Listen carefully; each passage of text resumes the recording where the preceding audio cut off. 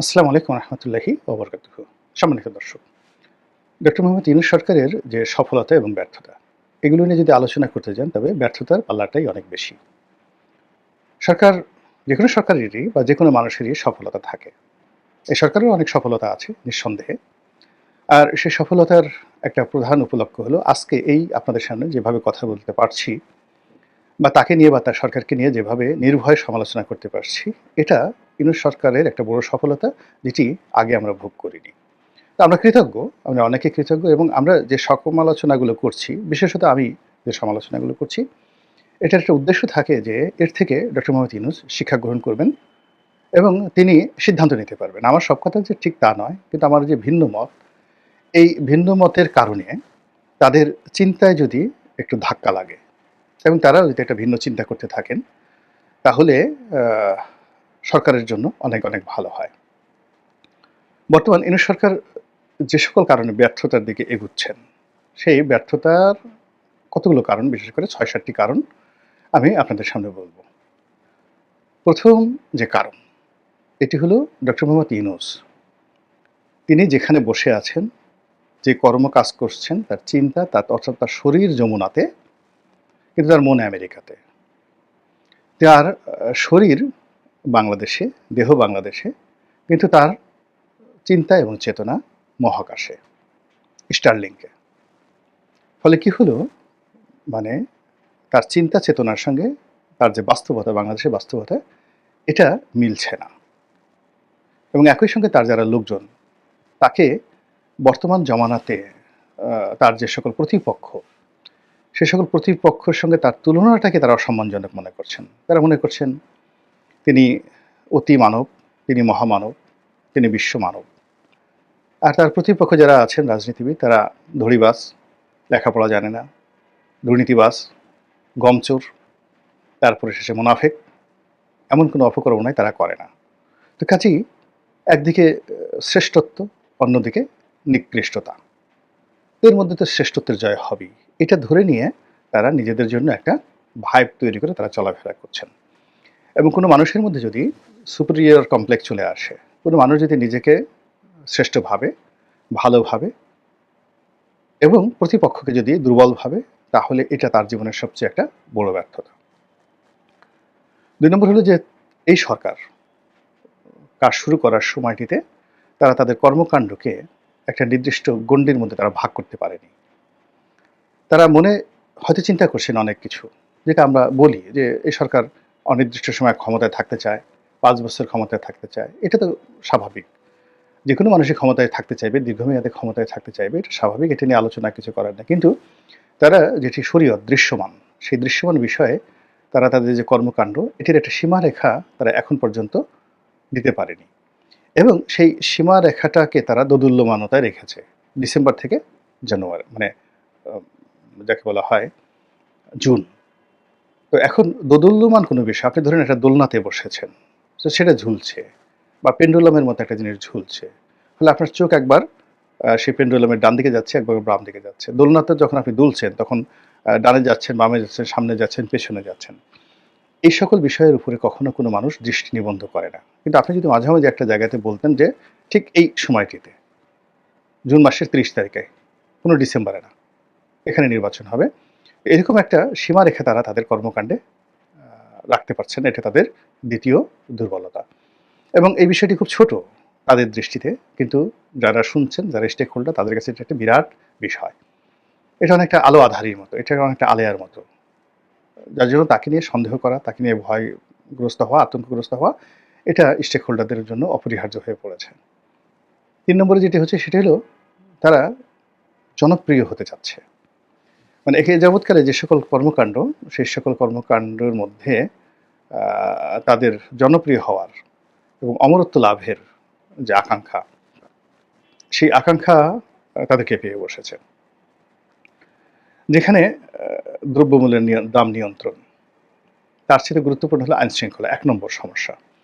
তো আইনশৃঙ্খলা রক্ষা করা, এমনকি ভাত খাওয়ার চাইতেও এখন আইনশৃঙ্খলার ব্যাপারে মানুষের কনসার্ন অনেক অনেক বেশি। এই জায়গাটিতে তারা মনোযোগ না দিয়ে তারা চট্টগ্রাম বন্দর, করিডোর, নতুন ইনভেস্টমেন্ট, এই সকল বড় বড় বিষয়গুলি নিয়ে তারা সুদূর প্রসারী একটা স্বপ্ন জাল তৈরি করার চেষ্টা করছেন। এটাকে বলা হয় পপুলারিজম। রাজনীতিতে আসলে পপুলারিজম যে জিনিসটি এটি হয় না।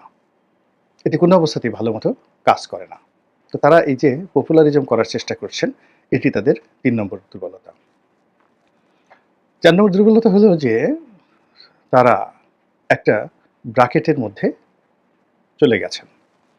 সেটা এনসিপির মাধ্যমে, সেটি তাদের উপদেষ্টা মণ্ডলীতে যাদেরকে তারা অন্তর্ভুক্ত করেছেন, সেই অন্তর্ভুক্ত করার কারণে তাদেরকে যেকোনো মানুষ ব্র্যাকেট বন্দী করে ফেলতে পারছে। তাদেরকে গ্রামীণ ব্যাংকের সরকার, তাদেরকে এনজিও মার্কার সরকার, তাদেরকে চট্টগ্রাম কেন্দ্রিক সরকার, তাদেরকে আমেরিকা ব্যাক সরকার, ইউরোপ ব্যাক সরকার, তারপরে তাদেরকে ছাত্র জনতার সরকার, এরকম বিভিন্ন ব্র্যাকেটে তাদেরকে ব্র্যাকেট বন্দী করে দেওয়া হয়েছে।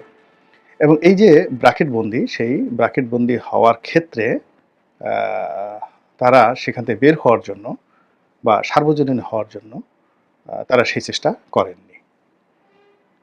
৫ নম্বরে যদি আপনি তাদের যে ব্যর্থতার কথা চিন্তা করেন, সেই ব্যর্থতা হলো যে তারা এখনো পর্যন্ত আমাদের মানুষের মৌলিক যে আকাঙ্ক্ষা, রাজনৈতিক আকাঙ্ক্ষা, এটা অনুধাবন করতে পারেননি। No one. আসলে মানুষ কি চাচ্ছে? তারা মনে করছেন যে তাদেরকেই চাচ্ছে। নির্বাচন চাচ্ছে না। অন্তর্বর্তীকালীন সরকারকে ভালোবাসছে।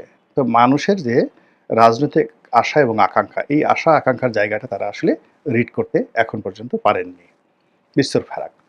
২ নম্বর হলো যে মানুষের যে অর্থনৈতিক যে নিডস, প্রয়োজন, কার্যক্রম, এখানে বাংলাদেশের অর্থনৈতিক কার্যক্রম গরুচোরা কারবারি আছে, ফেন্সিডিল কারবারি আছে, গাঁজার ব্যবসায়ী আছে, রিক্সাওয়ালা আছে, ঠেলাওয়ালা আছে, তারপরে বৃহৎ গ্রুপ আছে, group of industries, group of companies, corporate culture আছে, মাল্টিন্যাশনাল কোম্পানি আছে, ব্যাংক আছে, বিমা আছে। মানে এগুলো বাংলাদেশের প্রকৃতি এবং পরিবেশের সঙ্গে নানাভাবে এগুলো যাকে বলা হয় সামঞ্জস্য রক্ষা করে তারা তাদের ব্যবসা বাণিজ্য করে।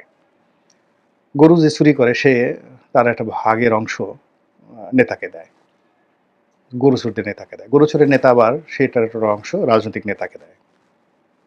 রাজনৈতিক নেতা পাশাপাশি আবার গরু চোর থানা, পুলিশ প্রশাসন তাদেরকেও দেয়। এইভাবে পকেট চোরদের একটা সিন্ডিকেট আছে, ছিনতাইকারীদের সিন্ডিকেট আছে, ভিক্ষুকদের সিন্ডিকেট আছে এবং এরা সেই পুরো অর্থনীতিকে একটা যাকে বলা একটা বৃত্তের মধ্যে ঘুরোচ্ছে এবং এভাবেই ঘুরছে। এটাই ইকোনমি। এখানে একেবারে সবকিছু যে আপনি দেবতার মতো হবেন তা নয়। এই জায়গাটাতে ডক্টর মোহাম্মদ ইউনূস বুঝতে পারেননি, হাত দেননি। তিনি পুরোটা জিনিসটাই মাইক্রো ক্রেডিট এবং গ্রামীণ ব্যাংকের ব্যাংকিং দিয়ে অনুধাবন করার চেষ্টা করছেন।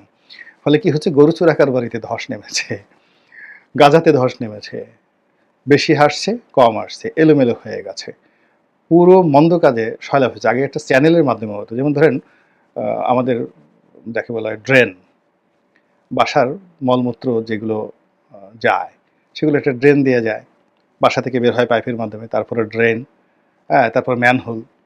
এখন এগুলো যদি মেনটেন করে না করে সিটি কর্পোরেশন, আপনার ড্রেনটা ফেটে গেল, ম্যানহোলের ঢাকনা উপড়ে গেল, তখন কি হবে? ময়লা আবর্জনায় পুরো সমাজ সয়লাভ হয়ে যাবে এবং ঠিক সেম ঘটনাটি এখন এই ডক্টর মোহাম্মদ ইউনূসের জমানাতে ঘটছে। যে এখন এই গরু চুরির টাকা মানে পবিত্র জায়গায় চলে যাচ্ছে। গাঁজা এমন জায়গাতে চলে যাচ্ছে, এগুলো বলাও যাচ্ছে না। তো এই জিনিসগুলো অর্থনীতির যে চাকাগুলো, সেই চাকাটা সঠিক পথে না চলে ভেদা ক্যাদার মধ্যে চলে গেছে। তো ৬ নম্বর গেল এটা। এখন ৭ নম্বরে তার যে সমস্যা, সেই সমস্যাটা হলো সে কথা বলতে মানে পারছে না। সে কথা বলছে, যথেষ্ট কথা বলছে। সে মনে করছে যে এই কথা অক্সফোর্ড ইউনিভার্সিটিতে যেভাবে বলি, তারপরে বিদেশের বিভিন্ন সভা সমিতিতে সে যেভাবে বলি, ঠিক সেই কথাটা সে বাঙালিদের সঙ্গে বলতে সে স্বাচ্ছন্দ্য বোধ করছে না।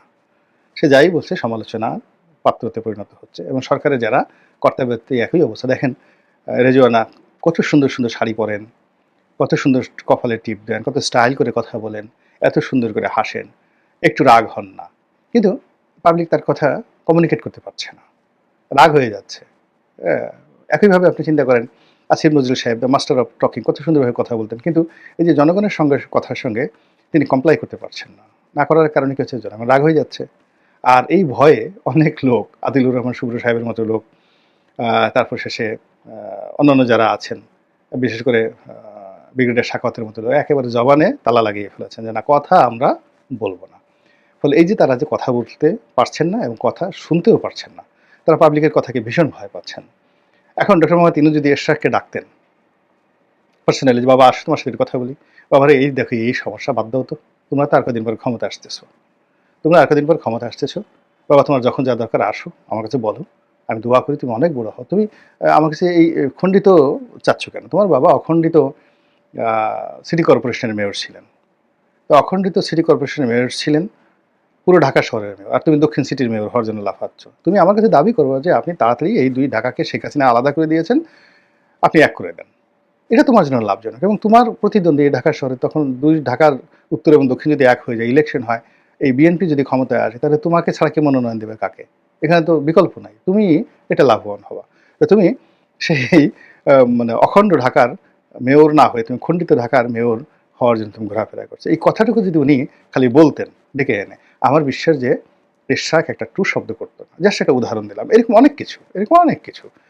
তিনি মুভ করে বিভিন্ন জায়গাতে যাচ্ছেন, বিভিন্ন মানুষের সাথে কথাবার্তা বলছেন। তো তিনি এই যে মানুষের সাথে কথা বলতে ভয় পাচ্ছেন, এটাই হলো তার ৭ নম্বর ব্যর্থতার দলিল। এখন তাকে যেতে হবে, যদি অক্টোবরে যেতে হবে। কিভাবে তিনি যাবেন? ৭টি দরজা তার আছে। ১ নম্বর দরজা হলো শান্তিপূর্ণ একটা দরজা, একেবারে জান্নাতি দরজা। তিনি সুন্দর একটা নির্বাচন করবেন। তারপরে শেষে তিনি ক্ষমতা হস্তান্তর করবেন, ফুলের মালা নিয়ে হাসতে, হাসতে চলে যাবেন। এই একটা দরজা। এটা কি সম্ভব? আপনারাই বলেন। ২ নম্বর দরজা হলো যে তিনি ওই যমুনাতেই থাকবেন। তারপর হঠাৎ করে একদিন ওখানে তিনি অসুস্থ হয়ে পড়বেন এবং ওখানেই যা কিছু হওয়ার হবে, আর আমি আঁকালাম না। ৩ নম্বর দরজা হলো যে তিনি যমুনা থেকে বের হবেন, বের হয়ে বাংলাদেশের মধ্যে কোনো একটা জায়গাতে যাবেন এবং সেটা সম্মানজনক নয়। ৪ নম্বর দরজা হলো অলনে ছাড়েন, এখন তিনি জাপানে আছেন, তিনি বিদেশে কোনো একটা জায়গাতে যাবেন। তারপরে শেষে তাকে যাকে বলা হয় এই বাংলাদেশের যে পরিবেশ পরিস্থিতি সম্পর্কে তিনি জানবেন, আর তিনি সেখান থেকে ফেরত আসবেন না, এরকম একটা ঘটনা। ৫ নম্বর জন্য তার যে দরজা, সে দরজাটা হলো তাকে শেখ হাসিনার মতো এইভাবে হেলিকপ্টারে করে নিয়ে যাওয়া হবে, তিনি যাবেন তাদের মতো করে, এরকম একটা ঘটনা ঘটতে পারে। ৬ নম্বর দরজা হলো তিনি এরশাদের পরিণতি ভোগ করতে পারেন, ক্ষমতাচ্যুত বেগম জিয়ার পরিণতি ভোগ করতে পারেন। আর ৭ নম্বরটা কি হতে পারে? দরজাটার আকার আঙ্গিক আল্লাহ মাফ করুক, ও কথা আমরা স্মরণও করতে চাই না। তার ভাগ্যে কোনটা আছে? আমি ১ থেকে ৭টা অপশন বললাম। এটার সিদ্ধান্তের মালিক স্বয়ং আল্লাহ রাব্বুল আলামিন, তিনিই সময় মতো ব্যবস্থা করে দেবেন সবকিছু, এবং যেটা আমাদের জন্য কল্যাণ হবে সেটাই যেন আল্লাহ ব্যবস্থা করেন। আসসালামু আলাইকুম ওয়া রাহমাতুল্লাহি ওয়া বারাকাতুহু।